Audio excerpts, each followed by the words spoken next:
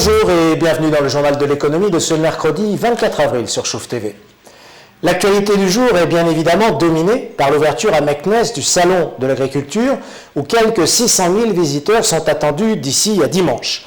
Plus de 1000 exposants en provenance de 51 pays et un hôte spécial pour cette 8e édition, le Gabon, dont le président Ali Bongo était aux côtés du roi Mohamed VI lors de son inauguration. À la veille de l'ouverture officielle, tous les professionnels avaient les yeux tournés vers les assises de l'agriculture, rendez-vous traditionnel qui permet de faire le point sur les objectifs du plan Maroc vert, aujourd'hui à mi-chemin. Une occasion aussi pour Aziz Arnouch, ministre de l'Agriculture et de la Pêche, de faire état de l'actuelle campagne agricole et le ministre d'annoncer une récolte record pour 2013. Celle-ci devrait en effet atteindre les 97 millions de quintaux, dont 52 millions pour le blé.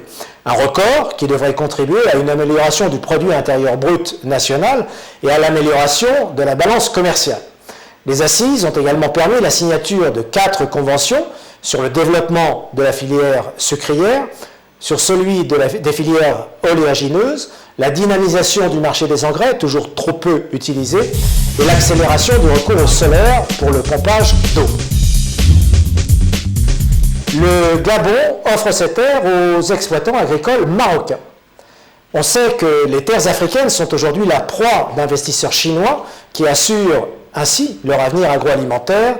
Hôte du SIAM, le président Ali Bongo souhaite, lui, encourager le partenariat Sud-Sud et il a profité de sa présence aux assises pour proposer aux investisseurs marocains de s'intéresser aux quelques 5 millions d'hectares de terres gabonaises actuellement en jachère.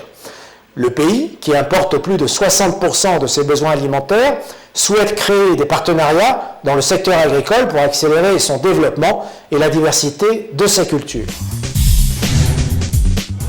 Les résultats du GIFAS confortés par l'industrie marocaine. L'industrie aéronautique et de défense française, à laquelle est étroitement liée la filière marocaine de l'aéronautique et sa centaine d'entreprises sous-traitantes, vient de présenter un bilan 2012 exceptionnel. Le chiffre d'affaires des filières aéronautiques, espace et défense a cru de 16% en 2012 pour atteindre 42,5 milliards d'euros, dont 75% à l'exportation.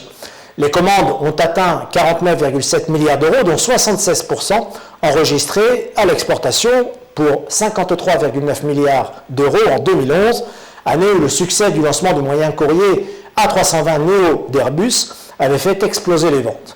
Premier exportateur français pour la seconde année consécutive, le secteur bat également des records d'embauche, même s'il peine aujourd'hui à recruter en France. L'activité civile porte sur 75% du chiffre d'affaires, a rappelé le PDG de Safran, Jean-Paul Hertmann, par ailleurs président du GIFAS. Une année à oublier pour Ciments du Maroc.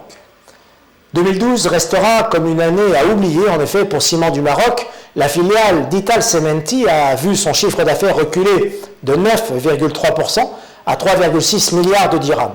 Et alors que son résultat d'exploitation baisse de 10% à un peu plus d'un milliard et demi de dirhams, son résultat net régresse lui de plus de 32% à 666 millions de dirhams. Des résultats assez médiocres que Mohamed Chaibi, le PDG, explique tout à la fois par un essoufflement global des volumes de vente et une concurrence accrue sur le marché avec l'ouverture de nouvelles cimenteries l'an passé. Nouvelle desserte scandinave pour Royal Air Maroc. La RAM multiplie les ouvertures de lignes depuis quelques mois. Dernière en date, la desserte Casablanca-Stockholm, lancée officiellement le week-end dernier. Cette nouvelle liaison entend constituer une opportunité de taille pour la relance des échanges entre le Maroc et les pays scandinaves et le renforcement des flux touristiques entre le Royaume, la Suède, la Norvège et le Danemark. Cette ouverture sur la Scandinavie devrait également bénéficier à la communauté africaine établie en Suède et au Danemark, grâce notamment au large réseau de Royal Air Maroc en Afrique, avec 26 destinations desservies régulièrement par la compagnie nationale. De son côté, l'aéroport de Marrakech-Menara a accueilli hier soir le premier vol inaugural de la compagnie low cost Ryanair en provenance d'Italie. Ryanair qui ouvrait ainsi sa nouvelle base au Maroc. Après Marrakech, ce sera au tour de Fès d'accueillir la compagnie de Michael O'Leary.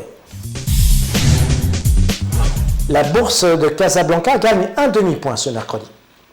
Le MADEX est en hausse de 0,54% à 7518 points et le MACI en hausse de 0,53% à 9227 points.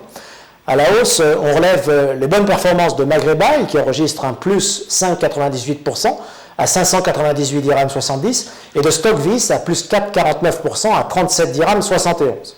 En baisse, en revanche, Delattre Le Vivier recule de 5,99% à 223 dirhams 75 et Fertima poursuit sa descente avec un recul de 5,99% également, mais à 132 dirhams 55.